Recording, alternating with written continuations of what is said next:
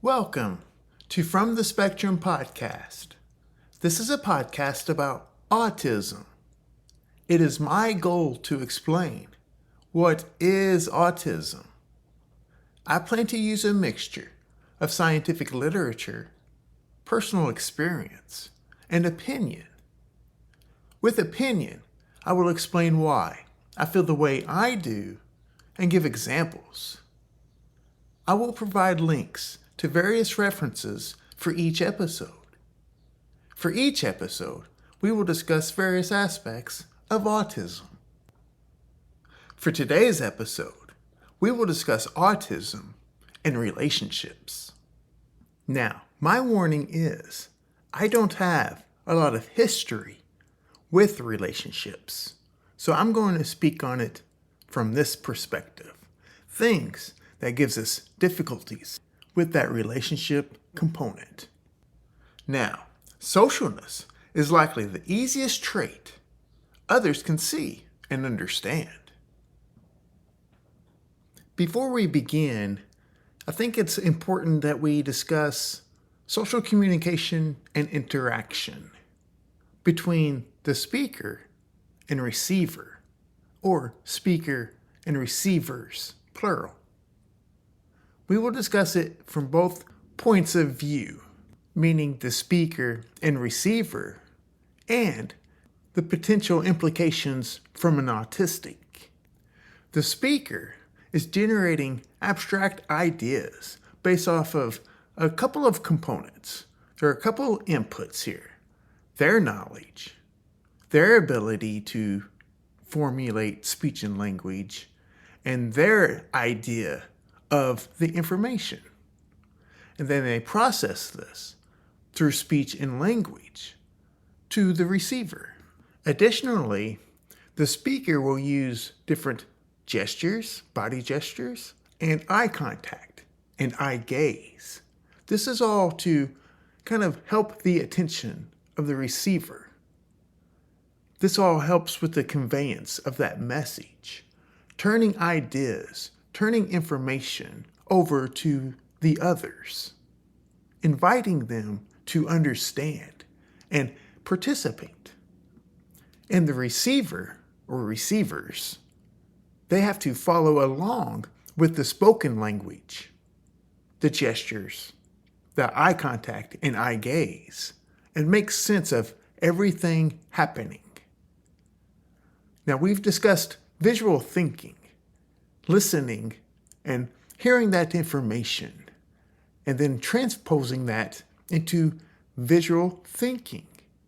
Keeping pace with this, keeping pace with the speech and language that is coming, and making sense of the gestures, all the social norms, the eye contact, eye gaze. Autistics, remember, autistics see things and imagine things from detail to general. So it's maybe a different processing speed. We see the details and then work our way out as we're building the details up to make a concrete image, a conceptualized, concrete understanding of the spoken language being received. Now, I know that's a lot. That's a lot to keep up with and try to understand. But there's a lot going on in socialness and human interaction. Remember, it's very unpredictable too. Remember B.2. Remember, we need structure. We don't like the abstraction as much as concrete ideas. And consider how each environment or each interaction is kind of context dependent. There are different rule sets based off of the environment or the setting. And remember, one of the overall goals of the prefrontal cortex is being a flexible rule setting machine as far as giving us ideas or instructions, I should say, about what to do in certain environments. The healthy versus unhealthy adaptive responses. And also imagine the back and forth with the processing challenges or differences, and then exchanging the information or communication. And remember, autistics typically bond to each other easier than a non-autistic and an autistic. And I suspect for these reasons. And please don't underestimate just simple small talk or simple back and forth. Now imagine, based off of everything we just discussed about the speaker using the knowledge, the ability to articulate the message, and their intelligence, their information about the topic, and formulating that into a conveyance for the receiver. Think about the gestures and the eye contact, all those social norms too, being a contributing factor. Now think about an autistic's ability to process all of this, to integrate all of those components and use them for their speech and language. It's not uncommon that someone with autism gets labeled like odd, eccentric, or they lack emotions, or they're kind of dull in social settings. And maybe lastly is remember the amount of metabolic energy all of this processing requires, and the ability to kind of use the resources for that, and being able to sustain that. And think about being able to fit in the social awkwardness and burnout. Regarding the biology, remember the implications to oxytocin and even serotonin, and the poor connectivity to certain brain regions, and how that implicates what we're talking about. We need to consider and understand the biology that gives us autism, gives us complications with socialness and relationships. Frankly, relationships are challenging. One consideration, based on previous conversation with Dr. Leanna Hernandez from UCLA, is the sex differences and brain connectivity. We covered oxytocin and serotonin must converge in the nucleus accumbens for social reward. It appears boys and males lack this connection. Further, research lacks for the girls and females, meaning most of the scientific literature published are on boys and males. As you know, the boy bias with autism is a consideration. Mostly, I will discuss the boy perspective. Any differences on this topic between boys and girls could differ.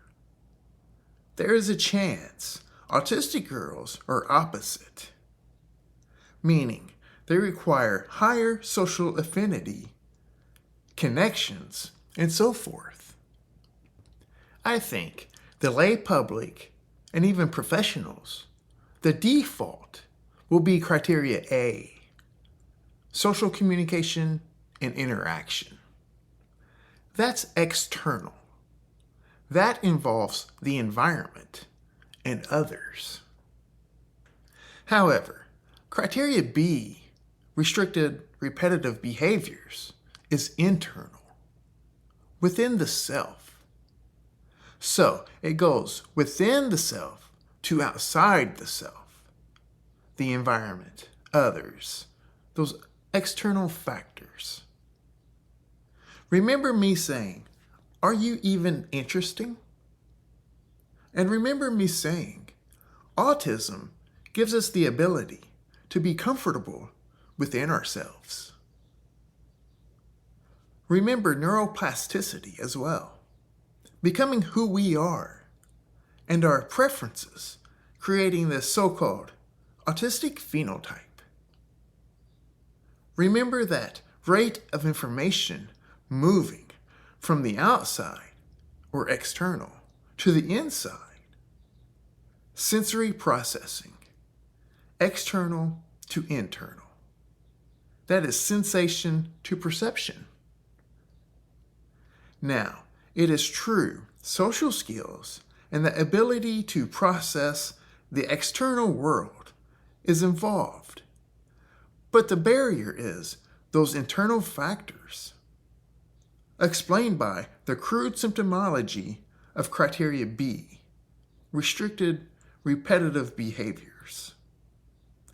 I think for this topic of autism and relationships, B.2 and B.3 are most prevalent. B.2, insistence on sameness, inflexible adherence to routines or ritualized patterns of verbal or nonverbal behavior. This encompasses a lot of predictableness. Remember the conversation about brain connectivity and adaptive responses and so forth. You can see B2 involves some external. Our brains, or more accurately, our nervous system, is a prediction machine. It just wants to respond with little to no work, little energy as possible. That metabolic bank account versus the perceived amount of metabolic energy required. Do we have enough metabolic resources for this task, the plan, the environment, etc.? We have a default response. Okay, this can be explained in different ways based on the same meaning. And that's the English language. Phenotype is how we commonly define it. A description of this is when we encounter something in the environment, we respond to it in a certain way. This solidifies B2. However, the environment is mostly unpredictable. So humans need a flexibility in their phenotype, an ability for adaptive responses. Remember the conversation on the medial prefrontal cortex. And this takes us to the prefrontal cortex, which is a flexible, rule-setting machine that allows us to respond in healthy, adaptable ways. Remember, with little work, little energy as possible. The human body intends to be efficient. When we are metabolic deficient, that metabolic bank account, when we overdraw these resources, we remove ourselves from the demanding environment, which is common for all humans. However, with autism, it appears more frequent. We need breaks. B3, restricted, fixated interest. Now, the book says that are abnormal in intensity or focus. But it's foolish to say abnormal when discussing interest, intensity, or focus. We don't have to discuss how this implicates or interferes with relationships. Autistic phenotype can zone into a topic like no other. It is a superpower. Society and education, as a component of that, wants to throw lots of randomness at us, at all people during childhood. This is not us. We hate it. It prevents autistics from doing wonderful things. You heard it on this podcast from Dr. Catherine Lord, the one and only Dr. Catherine Lord. If the child wants to stare at lines, stare at lines. 1. Remember, thinking in pictures. Well, this is well understood with autism. You cannot possibly understand what is occurring when a child is on one object or subject. Maybe those lines are creating an incredible and interesting imagination, something others will never know or understand. But maybe this will lead to engineering or creative arts. Anyway, we will have an episode on B.3. In short, this interest is mostly more interesting and safer from the outside world. Now, consider how this implicates making friends and implicates keeping friends at any ages. This occurs to all ages. Let's imagine how intense interests are most salient in our attention. In other words, we don't want to attend to the environment. Those criteria, B.2 and B.3, are indirect impact to socialness. In the first episode, I mentioned criteria B causes criteria A at minimum. Criteria B accelerates or implicates criteria A. I need alone time to attend to fixated interest. Remember from the first episode, the reference to B movie. Now, we will discuss direct social interactions. Typically, autistics have low acceptance from others, lack of understanding, fitting in, a history of poor relationships, low self-esteem, a pressure to fit in, anxiety, tantrums, lack of understanding or enjoying social norms. Can you fit in or not? Are you like the so-called normal people or not? The lack of understanding is crucial. Others, at some point, others try to change the autistic person because they are different. Do you think that helps or hurts? Humans love to inject themselves into others. Not interested. And this is especially true during childhood to adolescence. Mainly, the child is surrounded by people that are so-called trained to help. I've mentioned, I believe, I supplement relationships by utilizing these thinking in pictures and curiosity of others. I can see other people's lives in my thinking in pictures head. Also, I can have many hypothetical conversations and imagination using this autistic trait. That said, I and others, it doesn't mean we don't want relationships. Mostly, it centers around being able to balance criteria A and criteria B. Remember these things: social, emotional reciprocity, difficulties with back and forth, starting and ending conversations, inability to know how much to share, poor verbal and nonverbal communication, the pressures and complications with eye contact. Society says we must use the eye contact. Our biology says, hang on, this is a lot. Remember, vision is roughly 70% of our sensory processing. Also remember with socialness, autistics have a very strict adherence to rules. They're very rigid.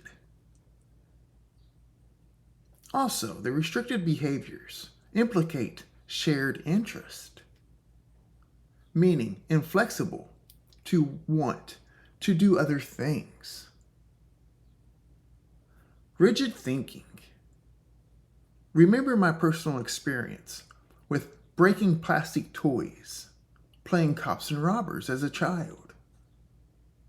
When the other child changed the rules of the game, basically changed the rules in real time without any notice to me. This is a normal child thing during play, but it wasn't for me.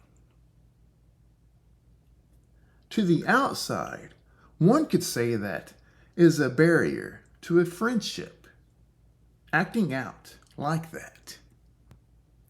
However, maybe not considered, more from the Autistics' perspectives, are 1. Why would we want to interact with that? And 2, it makes more sense to follow a strict or rigid set of rules during the interaction. 2 separate perspectives. Now, understand the autistic phenotype's perspective. In scientific literature, or maybe you even recognize this, that 2 autistics can form better relationships. It's easier because of the rule setting, is what I think. And remember the role of the prefrontal cortex, that flexible rule-setting machine that governs our social interaction. Remember the discussion about brain connectivity, not reaching these critical brain regions and networks. Remember that about autism. It's not just because. All of our behaviors are based on the social norm. That's the comparison. Is the autistic person acting in adherence to social norms? Let's discuss how different types of relationships require different amounts of time. We've discussed problems in autism and employment. Co-workers require a significant amount of time. We briefly discussed romantic relationships in What is Autism? Part 2 of Criteria A. Romantic relationships require the most time commitment. Think about the challenges with that cohabitat. The daily activities, the amount of time here, interacting, it's very demanding. It's very complicated. It's probably difficult for you to even consider or even try to understand. Don't underestimate that background noise even if it's not direct interaction. Just other people being around in the environment. Think about that resting state of those fMRI studies about that brain activity being activated just during resting states and the sensory processing problems. That is very demanding. My biology kind of prevents me from having this type of relationship. I am not equipped with this. Temple Grandin, probably the most famous autistic person, in the history of humanity, discusses how she never married or had children. In large part, my romantic relationships, the ones that I've had in the past, they've all had or most of them have a distance barrier protecting me, if you will. There was a distance between her and I. And I believe this helped. This helped minimize that interaction. As you increase time with another person, more challenges are potential. There are more opportunities for just being exhausted, being torn down and worn down. That's why we need breaks. We often just leave. It's very tough for you, probably, to understand.